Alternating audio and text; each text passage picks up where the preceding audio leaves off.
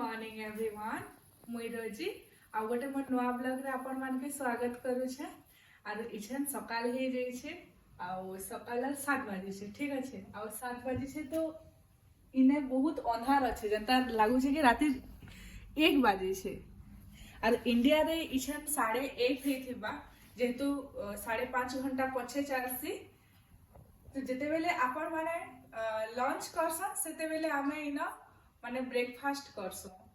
ठीक है तो मैं आज ब्रेकफास्ट रे बनाऊ छे अटार चकुली जिनने कि आमे स्पेशली अटार जे चकुली अछि से ना आमे सुगर बहुत कम यूज करसो माने सुगर ना यूज नहीं करू जेटा छै गुड़ यूज करी करी हमर मैक्सिमम टाइम रे करसो बेटा बहुत भल है हला के माने जिन भी बयस लोग